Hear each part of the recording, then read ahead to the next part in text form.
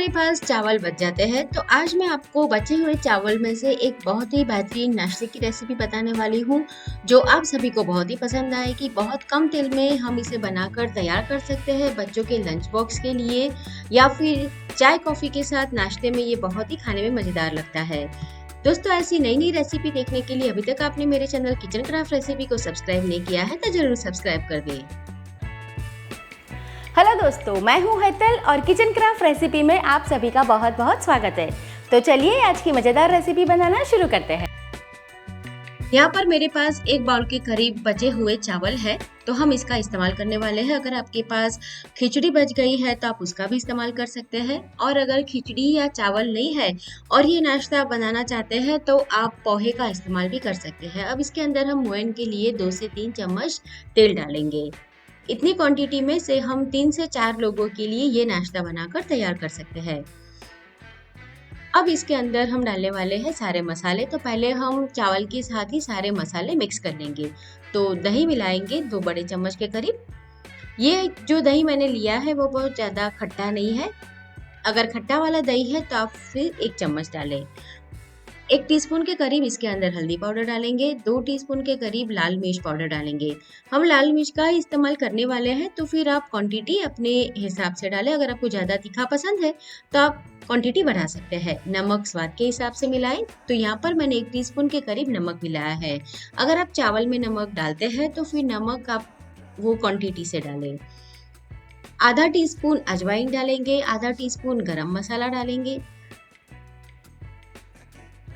2 चम्मच के करीब यहाँ पर मैंने चीनी मिलाई है। अगर आपको मीठा पसंद नहीं है तो आप इसे स्किप कर सकते हैं, लेकिन ये रेसिपी में चीनी का जो स्वाद है वो बहुत ही बढ़िया लगता है, तो हो सके तो आप ज़रूर डालें। अब पहले हम इसे मिक्स कर लेंगे ताकि जो मसाले हैं वो अच्छी तरह से मिक्स हो जाए, और इसके अंदर हमें आटा ऐड करना है।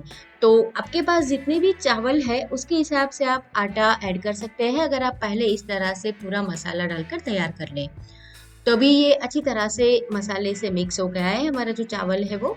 तो अब इसके अंदर हम आटा डालेंगे, लेकिन पहले आधा टुकड़ा लौकी का मैं डाल रही हूँ। लौकी को मैंने छिलके निकाल कर कद्दूकस अभी कर लिया है। लौकी से ही हमारा जो नाश्ता है वो बहुत ही सॉफ्ट बनेगा। अगर आप चाहे तो इसके अंदर अपनी पसंद के हिसाब से वेजिटेबल भी मिला सकते हैं, जैसे कैबेज आप डाल सकते हैं, गाजर डाल सकते हैं।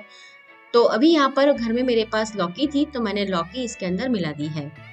लौकी को हम इस तरह से मसाला हो जाने के बाद ही डालेंगे ताकि वो काली ना हो जाए। पहले ही आप उसे कद्दूकस कर लेंगे तो वो थोड़ी सी काली हो जाएगी। अब चुटकी भर खाने का सोडा इसमें हमें मिलाना है, और यहाँ पर मैंने लहसुन की थोड़ी सी चटनी डाली है। मेरे पास इस तरह से मिर्ची और लहसुन की चटनी हमेशा तैयार रहती है। अगर आपके पास नहीं है तो आप 2 से 3 कली लहसुन की कूट कर डाल सकते हैं, और अगर आप लहसुन नहीं खाते हैं तो उसे स्किप कर दें। अगर लहसुन खाते हैं तो ज़रूर डालें, स्वाद बहुत ही बढ़िया आता है उसका। मिक्स हो चुका है अब सारा। तो इसके अंदर हम गेहूं का दरदरा आटा मिलाएंगे। ये नाश्ता बनाने के लिए हमें गेहूं का दरदरा आटा ही इस्तेमाल में लेना है। अगर आपके पास नहीं है तो आप साबुत गेहूं को मिक्सर जार में ग्राइंड करके उसका आटा घर पे ही तैयार कर सकते हैं। ऑनलाइन भी मंगवा सकते हैं, मार्केट में भी इजीली ये मिल जाता है। और अगर आपके पास घर में नहीं है और आपको ये नाश्ता बनाना है तो आप 1 कटोरी जो रोटी वाला आटा है वो ले और 1 कटोरी बारीक वाली सूजी ले, तब भी आप ये नाश्ता बना सकते हैं। पहले आटे को हम सूखा ही मिक्स करेंगे।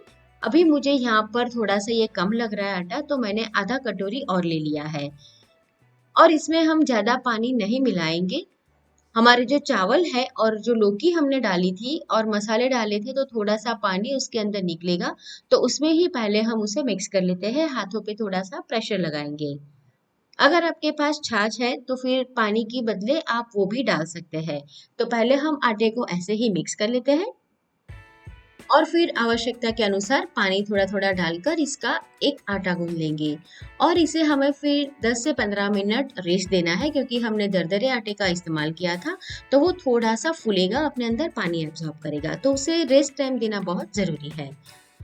तो थोड़ा थोड़ा पानी डालकर अच्छी तरह से हम थोड़ा सा नरम वाला आटा लगा देंगे, और फिर उसे 10 से 15 मिनट ऐसे ही छोड़ देंगे ताकि वो अपने अंदर पानी अच्छी तरह से एब्जॉर्ब कर ले। तो 10 से 15 मिनट रहने देते हैं। तब तक हम बाकी की प्रिपरेशन करते हैं। तो यहाँ पर मैंने ऐसी छेद वाली जो प्लेट आती है वो ले ली है और उसके ऊपर हम तेल लगाकर ग्रीस कर लेंगे। अभी 10 से 15 मिनट हो चुके हैं। तो आटे को हम पहले एक बार मसल कर चेक कर लेंगे। अगर ये आटा ज़्यादा अपने अंदर पानी एब्जॉर्ब कर चुका है तो थोड़ा सा वो गाढ़ा हो जाएगा, और अगर नहीं किया है तो उसकी कंसिस्टेंसी सेम रहेगी। अगर ये गाढ़ा हो गया है तो थोड़ा पानी आप डालें, लेकिन यहाँ पर मुझे ज़रूरत नहीं है। तो हाथों में मैंने पहले से ही थोड़ा सा तेल लगा दिया था। तो इस तरह से हम उसके रोल जैसा तैयार कर देंगे। तो सारे रोल पहले मैं तैयार कर लेती हूँ अभी। तो ये रोल इस तरह से तैयार हो चुके हैं। ये ना ज़्यादा मोटे बनाए ना ज़्यादा पतले बनाए। अब बाजू में मैंने स्टीमर में पानी गर्म करने के लिए रख दिया था। इस तरह से जब भाप निकलने लगे तब हम इसे स्टीम करने के लिए रख देंगे।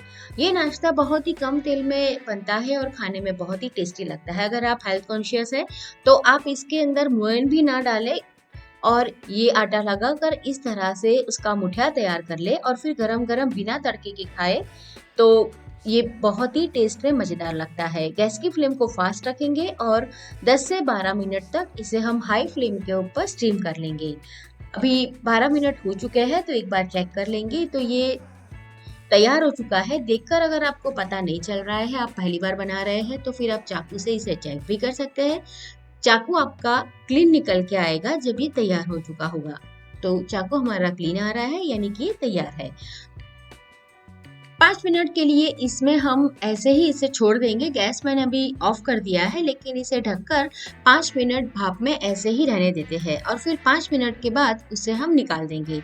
निकालने के बाद 2 से 3 मिनट उसे हल्का सा ठंडा होने देंगे और जब ये ठंडा हो जाए तब इसे हम कट करेंगे। अगर आप इसे गर्मा गर्म कट करेंगे तो ये टूट जाएगा, तो इसे पहले हल्का सा आप ठंडा होने दें और फिर बाद में इस तरह से उसे कट कर लें। फिर इसका हम एक तड़का तैयार करेंगे। अगर आप चाहे तो बिना तड़का लगाए भी ऐसे ही इसे खा सकते हैं, लेकिन अगर आपको तड़का नहीं लगाना है तो फिर आप गरम गरम ही खाएं। ठंडा होने के बाद ये थोड़ा सा ड्राई हो जाता है।